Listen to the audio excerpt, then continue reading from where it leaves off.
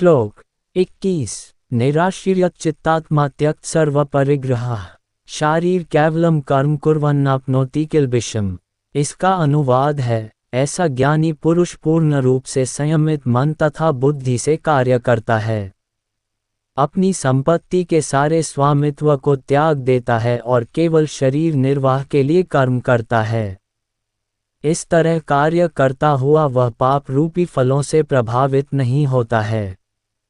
इसका तात्पर्य है, कृष्ण भावना भावित व्यक्ति कर्म करते समय कभी भी शुभ या अशुभ फल की आशा नहीं रखता। उसके मन तथा बुद्धि पूर्णतया वश में होते हैं। वह जानता है कि वह परमेश्वर का भिन्न अंश है, अतः अंश रूप में उसके द्वारा संपन्न कोई भी कर्म उसका न होकर उसके माध्यम से परमेश्वर द्वारा संपन्न हुआ होता है। जब हाथ हिलता है तो यह स्वेच्छा से नहीं हिलता, अपितु सारे शरीर की चेष्टा से हिलता है। कृष्ण भावना भावित व्यक्ति भगवद इच्छा का अनुगामी होता है क्योंकि उसकी निजी इंद्रिय तृप्ति की कोई कामना नहीं होती। वह यंत्र के एक पुर्जे की भांति हिलता डुलता है। जिस प्रकार रखरखाव के लिए पुर्जे को तेल और सफाई की आवश्यकता पड़ती है, उसी प्रकार कृष्ण भावना भावित व्यक्ति कर्म के द्वारा अपना निर्वाह करता रहता है, जिससे वह भगवान की दिव्य प्रेमा भक्ति करने के लिए ठीक बना रहे। अतः वह अपने प्रयासों के फलों के प्रति निश्चेष्ट रहता है। पशु के समान ही उसका अपने शरीर पर कोई अधिकार नहीं होता। कभी कभी क्रूर स्वामी अपने अधीन पशु को मार भी डालता है, तो भी पशु विरोध नहीं करता, न ही उसे कोई स्वाधीनता होती है। आत्म साक्षात्कार में पूर्णतया तत्पर कृष्ण भावना भावित व्यक्ति के पास इतना समय नहीं रहता कि वह अपने पास कोई भौतिक वस्तु रख सके। अपने जीवन निर्वाह के लिए उसे अनुचित साधनों के द्वारा धन संग्रह करने की आवश्यकता नहीं रहती। अतः वह ऐसे भौतिक पाप और से कलमग्रस्त नहीं होता। वह अपने समस्त कर्मफलों से मुक्त रहता है। श्लोक 22। यद्रच्छालभ संतुष्टो द्वंद्वातीतो विमत्सरः समः सिद्धावसिद्धौ च कृत्वापि न निबध्यते। इसका अनुवाद है, जो स्वत होने वाले लाभ से संतुष्ट रहता है, जो द्वंद्व से मुक्त है और ईर्ष्या नहीं करता, जो सफलता तथा असफलता दोनों में स्थिर रहता है, वह कर्म करता हुआ भी कभी बंधता नहीं। इसका तात्पर्य है, कृष्ण भावना भावित व्यक्ति अपने शरीर निर्वाह के लिए भी अधिक प्रयास नहीं करता। वह अपने आप होने वाले लाभों से संतुष्ट रहता है। वह न तो मांगता है, न उधार लेता है, किंतु यथा सामर्थ्य वह सच्चाई से कर्म करता है और अपने श्रम से जो प्राप्त हो पाता है, उसी से संतुष्ट रहता है। अतः वह अपनी जीविका के विषय में स्वतंत्र रहता है।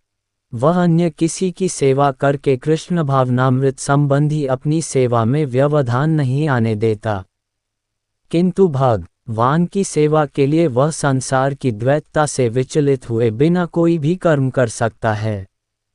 संसार की ये द्वैतता गर्मी सर्दी अथवा सुख दुख के रूप में अनुभव की जाती है। कृष्ण भावना भावित व्यक्ति द्वैतता से परे रहता है, क्योंकि कृष्ण को प्रसन्न करने के लिए वह कोई भी कर्म करने में झिझकता नहीं। अतः वह सफलता तथा असफलता दोनों में ही संभाव रहता है। ये लक्षण तभी दिखते हैं जब कोई दिव्य ज्ञान में पुनर्तः स्थित हो। श्लोक 23। गतसंगस्य मुक्तस्य ज्ञानावस्थितचेतसः यज्ञायाचरतः कर्म समग्रम प्रविलीयते। इसका अनुवाद है, जो पुरुष प्रकृति के गुणों के प्रति अनासक्त है और जो दिव्य ज्ञान में पूर्णतया स्थित है, सके सारे कर्म ब्रह्म में लीन हो जाते हैं। इसका तात्पर्य है, पूर्ण रूपेण कृष्ण भावना भावित होने पर मनुष्य समस्त द्वंद्वों से मुक्त हो जाता है और इस तरह भौतिक गुणों के कलश से भी मुक्त हो जाता है। वही इसीलिए मुक्त हो जाता है क्योंकि वह कृष्ण के साथ अपने संबंध की स्वाभाविक स्थिति को जानता है, फलस्वरूप उसका चित्त कृष्ण भावनामृत से विचलित नहीं होता। अतएव वह जो कुछ भी करता है, वह आदि विष्णु कृष्ण के लिए होता है। अतः उसका सारा कर्म यज्ञ रूप होता है, क्योंकि यज्ञ का उद्देश्य परम पुरुष विष्णु अर्थात कृष्ण को प्रसन्न करना है। ऐसे यज्ञ में कर्म का फल निश्चय ही ब्रह्म में विलीन हो जाता है और मनुष्य को कोई भौतिक फल नहीं भोगना पड़ता है। श्लोक 24 ब्रह्मापन्न ब्रह्म हविर्ब्रह्माग्नो ब्रह्मणाहुतम् ब्रह्मैव तेन गंतव्यम ब्रह्म कर्म समाधिना। इसका अनुवाद है, जो व्यक्ति कृष्ण भावनामृत में पूर्णतया लीन रहता है, उसे अपने आध्यात्मिक कर्मों के योगदान के कारण अवश्य ही भगवत धाम की प्राप्ति होती है, क्योंकि उसमें हवन आध्यात्मिक होता है और हवि भी आध्यात्मिक होती है। इसका तात्पर्य है, यहाँ इसका वर्णन किया गया है कि किस प्रकार कृष्ण भावना भावित कर्म करते हुए अंततोगत्वा आध्यात्मिक लक्ष्य प्राप्त होता है। कृष्ण भावनामृत विषयक विविध कर्म होते हैं, जिनका वर्णन अगले श्लोकों में किया गया है, किंतु इस श्लोक में तो केवल कृष्ण भावनामृत का सिद्धांत वर्णित है। भौतिक कलश से ग्रस्त बद्ध जीव को भौतिक वातावरण में ही कार्य करना पड़ता है, किंतु फिर भी उसे ऐसे वातावरण से निकलना ही होगा। जिस विधि से वह ऐसे वातावरण से बाहर निकल सकता है, वह कृष्ण भावनामृत है।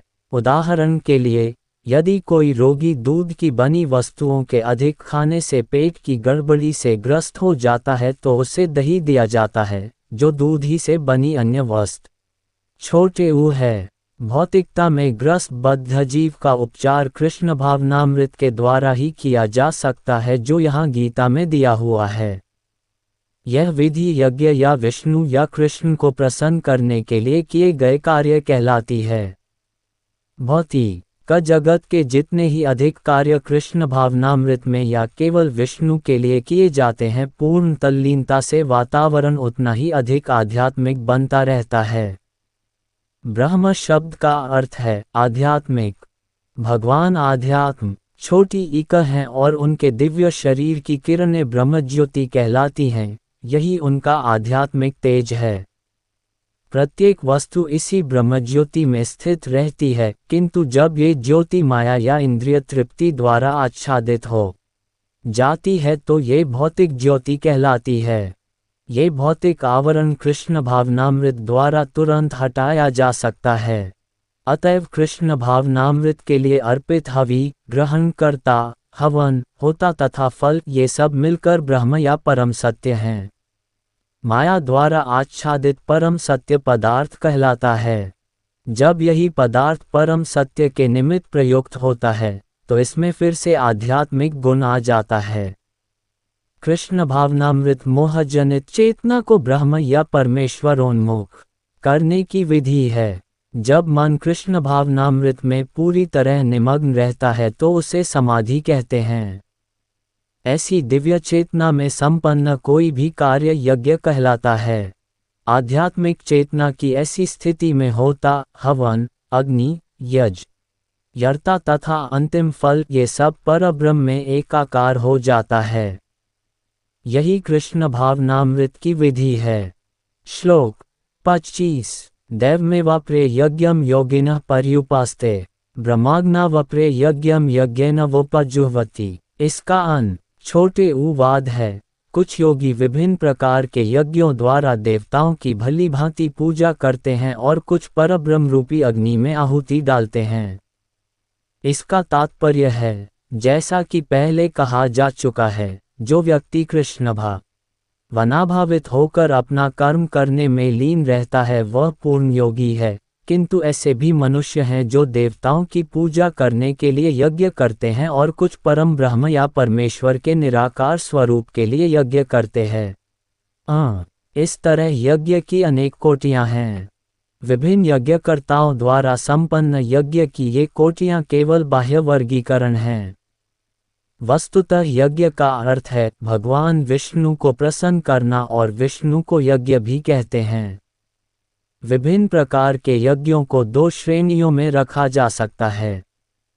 सांसारिक द्रव्यों के लिए यज्ञ द्रव्य यज्ञ तथा दिव्य ज्ञान के लिए किए गए यज्ञ ज्ञान यज्ञ। जो कृष्ण भावना भावित हैं उनकी सारी भौतिक संपदा परमेश्वर को प्रसन्न करने के लिए होती है। किंतु जो किसी क्षणिक भौतिक सुख की कामना करते हैं वे इंद्र, सूर्य आदि देवताओं को प्रसन्न करने के लिए अपनी भौतिक संपदा की आहुति देते हैं।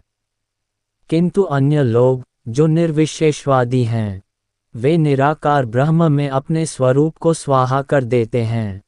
देवतागण ऐसी शक्तिमान जीवात्माएं हैं जिन्हें ब्रह्मांड को ऊष्मा प्रदान करने, जल देने तथा प्रकाशित करने जैसे भौतिक कार्यों की देखरेख के लिए परमेश्वर ने नियुक्त किया है।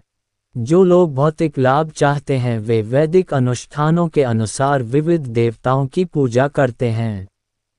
ऐसे लोग बह्वीश्वरवादी कहलाते हैं। किंतु जो लोग परम सत्य के निर्गुण स्वरूप की पूजा करते हैं और देवताओं के स्वरूपों को अनित्य मानते हैं, वे ब्रह्म की अग्नि में अपने आप की ही आहुति दे देते हैं और इस प्रकार ब्रह्म के अस्तित्व में अपने अस्तित्व को समाप्त कर देते हैं। ऐसे निर्विशेषवादी परमेश्वर की दिव्य प्रकृति को समझने के लिए दार्शनिक चिंतन में अपना सारा समय लगाते हैं। दूसरे शब्दों में, सकामकर्मी भौतिक सुख के लिए अपनी भौतिक संपत्ति का यजन करते हैं, किंतु निर्विशेषवादी परब्रह्म में लीन होने के लिए अपनी भौतिक उपाधियों का यजन करते हैं। निर्विशेषवादी के लिए यज्ञाग्नि ही परब्रह्म है, जिसमें आत्मस्वरूप का विलय ही आहुति है। किंतु अर्जुन जैसा कृष्ण भावना भावित व्यक्ति कृष्ण को प्रसन्न करने के लिए सर्वस्व अर्पित कर देता है, इस तरह उसकी सारी भौतिक संपत्ति के साथ साथ आत्मस्वरूप भी कृष्ण के लिए अर्पित हो जाता है। वह परम योगी है, किंतु उसका पृथक स्वरूप नष्ट नहीं होता।